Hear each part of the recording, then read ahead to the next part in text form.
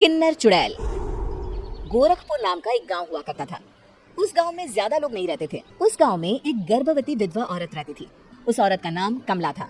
कमला अपने घर में अकेली रहती थी। उसके पति की सारी जायदाद उसके नाम हो गई थी, पर सभी गांव वाले उस औरत को मनहूस औरत समझा करते थे और सभी उससे नफरत किया करते थे। एक बार कमला राशन की दुकान पर खाने का सामान खरीदने जाती है। भैया जी, जरा 1 किलो दाल चावल देना। अरे हाय हाय हाय हाय हाय, अरे मनहूस औरत, मेरी दुकान में अपशुगन करवाने आ गई क्या? है? चल जा यहाँ से, मैं कुछ नहीं देने वाला तुझे। भाग भाग यहाँ से, चल जा निकल। भैया जी ऐसा मत कहिए, मैं गर्भवती हूँ, मुझे खाने की बहुत जरूरत है, मुझे खाना दे दीजिए। दुकानदार कमला को वहाँ से धक्के मारकर भगा देता है। तभी कमला रोते रोते उस गांव के किन्नरों के इलाके में आ जाती है। गांव वाले किन्नरों को उसी इलाके में रखा करते थे, क्योंकि वो लोग किन्नरों को पसंद नहीं करते थे और उनके इलाके में रहने से मना करते थे। तो किन्नरों ने उसी गांव में अपना एक इलाका बना लिया था। जब किन्नर लोग देखते हैं कि एक गर्भवती महिला रोते रोते उनके इलाके में आ गई है, तो सारे किन्नर कमला के पास जाकर उसका हाल पूछने लगते हैं। क्या हुआ बहन, तुम्हारी गर्भवती अवस्था में इतनी बुरी हालत कैसे? तुम रो क्यों रही हो? तुम डरो मत, हम तुम्हें कोई नुकसान नहीं पहुंचाएंगे। तुम शांत होकर सब बताओ कि हुआ क्या है। मैं कमला हूँ, मैं गांव के दूसरे इलाके से आई हूँ। 2 महीने पहले ही मेरे पति की मौत हुई है। मुझे गांव के लोग मनहूस मानते हैं, क्योंकि मैं विधवा हूँ और गर्भवती भी। वहाँ के लोग मुझे खाने के लिए कुछ बेचने के लिए भी तैयार नहीं, जिससे मेरा गुजारा नहीं हो रहा था। कोई बात नहीं कमला, हम तुम्हारा ख्याल रखेंगे। किन्नर लोग कमला को एक खाली घर में रहने के लिए जगह दे देते हैं और उसकी देखभाल भी करते हैं। कुछ ही महीने बाद कमला अपने बच्चे को जन्म देती है, पर अफसोस, कमला बच्चे को जन्म देते ही अपनी जान गंवा देती है। जब सब किन्नर बच्चे को देखते हैं तो बहुत खुश हो जाते हैं, क्योंकि वो बच्चा भी किन्नर ही था। कमला ने एक किन्नर बच्चे को जन्म दिया था। अब इस बच्चे की देखभाल कौन करेगा? हम तो इस बच्चे को गांव के दूसरे इलाके में भी नहीं भेज सकते। और तो क्या हुआ, इस बच्चे की माँ नहीं रही तो हम इसे पालेंगे। अब ये हमारे इलाके में रहेगा, हमारे साथ रहेगा। फिर वो किन्नर उस किन्नर बच्चे को गोद ले लेते हैं, उसका नामकरण कराते हैं। उस किन्नर बच्चे का नाम शक्ति रखा जाता है। देखते ही देखते शक्ति बड़ी होने लगती है। उसके रंग रूप बहुत सुंदर थे। वो बहुत सुंदर किन्नर दिखती है। एक दिन शक्ति एक किन्नर से पूछती है, माँ जी सुनिए ना, ये गांव के दूसरे इलाके में भी तो लोग रहते हैं, तो हम वहाँ क्यों नहीं जाते? हम उनसे अलग क्यों रहते हैं? शक्ति, क्योंकि वो लोग हमारे जैसे नहीं, वो लोग हमें पसंद नहीं करते, इसीलिए हम उनसे अलग रहते हैं। क्यों? वो हमें क्यों पसंद नहीं करते? मुझे एक बार उस इलाके में जाना है, मैं एक बार वहाँ जाकर घूम कर आऊँ। शक्ति, खबरदार, जो तू उस इलाके में कभी भी गई तो अपनी जान नहीं गंवाना चाहती तो उस इलाके में कभी कदम भी नहीं रखेगी, समझी? इतना कहकर वो किन्नर वहाँ से चली जाती है। शक्ति उस किन्नर की बात सुनकर बहुत रोती है। माँ जी ऐसा कैसे कह सकती है? उन्होंने इतनी सी बात के लिए मुझे इतना डांटा। अब तो मैं उस इलाके में जरूर जाऊंगी। फिर एक दिन शक्ति गांव के दूसरे इलाके में चुपके से जाती है। ये लोग तो हमारे जैसे ही इंसान हैं, तो ये हमसे नफरत क्यों करते हैं? जब शक्ति उस इलाके में पहुंचती है तो गांव के सारे आदमी उसके रूप से मोहित हो जाते हैं। वो लोग ये अंदाजा नहीं लगा पाते कि वो किन्नर है। शक्ति की सुंदरता देखकर सारे गांव वाले उसकी तारीफ करने लगते हैं।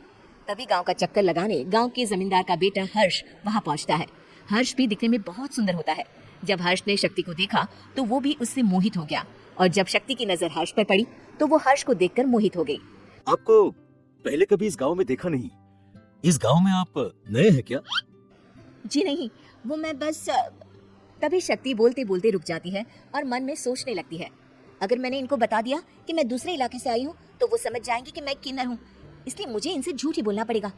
शक्ति हर्ष को कहती है, जी हाँ, मैं इस गांव में नई आई हूँ, यहाँ अकेली रहती हूँ। वैसे आप कौन है? आप भी इसी गांव में रहते हैं? जी हाँ, मैं इस गांव के जमींदार का बेटा हूँ। आपको किसी भी चीज की जरूरत पड़े तो आप मुझे बता देना, मुझे अच्छा लगेगा। ऐसे ही शक्ति और हर्ष एक दूसरे से रोज मिलने लगते। वो दोनों अपने प्यार का इजहार करने एक दूसरे से मिलने जाते हैं। तभी शक्ति का पीछा करते करते एक किन्नर वहां आ जाती है। शक्ति, मैं तुमसे बहुत प्यार करता हूँ। मैं तुमसे शादी करना चाहता हूँ। क्या तुम मुझसे शादी करोगी? हाँ हर्ष, मैं तुमसे शादी करूंगी, पर मैं तुमको अपने बारे में एक सच्चाई बताना चाहती हूँ जो मैंने तुमसे छुपा कर रखी है। तभी उनके बीच में ही वो किन्नर आ जाती है। शक्ति, तेरी हिम्मत कैसे हुई ऐसा करने की? वो किन्नर शक्ति को खींचकर गांव के जमींदार के पास ले जाती है। हर्ष भी वहां शक्ति को बचाने के लिए पहुंच जाता है। जमींदार शक्ति और हर्ष के प्यार के बारे में सुनकर गुस्से में आ जाता है और शक्ति को गांव के बाहर निकालने की सजा देता है। शक्ति ये बात सहन नहीं कर पाती और कुएं में कूदकर अपनी जान दे देती है। जमींदार हर्ष की शादी गांव की एक लड़की से करवा देता है, पर हर्ष इस शादी से खुश नहीं होता। शक्ति अपना बदला लेने के लिए मरने के बाद किन्नर चुड़ैल बन जाती है। अब मैं इन गाँव वालों को नहीं छोड़ूंगी, अब इनसे मैं अपने प्यार का बदला लूंगी। किन्नर चुड़ैल गांव वालों को परेशान करना शुरू कर देती है। एक बार वो रात को गांव के खेतों में पहुंच जाती है और वहां आग लगा देती है। सारी फसल जल के राख हो जाती है।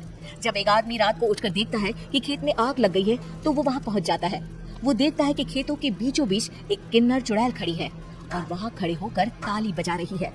गांव वाला किन्नर चुड़ैल को देखकर बेहोश हो जाता है। जब सुबह उस आदमी को होश आता है तो वो सीधा जमींदार के पास जाता है। अरे जमींदार साहब, अरे वो किन्नर चुड़ैल ने मेरी सारी फसल जला दी। अब मैं क्या करूंगा, क्या होगा मेरा? जमींदार चुड़ैल किन्नर का नाम सुनते ही सब कुछ समझ जाता है। अब वो बहुत डर जाता है। उसी रात को जब जमींदार डर के मारे अपने कमरे में सो नहीं पाता, तभी वहां अचानक से किन्नर चुड़ैल आ जाती है। किन्नर चुड़ैल जोर जोर से जमींदार के आगे खड़ी होकर हंसने लगती है और ताली बजाने लगती है। जमींदार उस डरावनी किन्नर चुड़ैल को देखकर बहुत डर जाता है। तूने मेरे साथ बहुत बुरा किया, अब मैं तुझे जान से मार दूंगी। नहीं नहीं नहीं नहीं, मुझे माफ कर दो, मुझे मत मारो। मैं कभी ऐसा दोबारा नहीं करूंगा। अब तुम जो बोलोगी वही मैं करूंगा।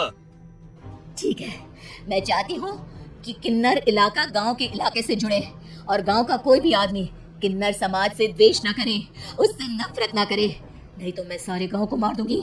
और तुम गांव में एक नया कानून बनाओ कि अगर किसी ने भी किन्नर समाज को हानि पहुंचाने की कोशिश भी करी या इनसे भेदभाव करने की भी कोशिश करी तो उनको कड़ी से कड़ी सजा मिलेगी। हाँ, मैं ऐसा ही करूंगा। तुम जो बोलोगी वो मैं करूंगा, पर मुझे जाने दो प्लीज। तब वो किन्नर चुड़ैल वहां से चली जाती है। गांव का जमींदार किन्नर चुड़ैल का कहा मानते हुए दोनों इलाकों को एक कर देता है और नया कानून भी लागू कर देता है। तब से वहां किन्नर समाज और बाकी गांव वाले शांतिपूर्वक रहने लगते हैं।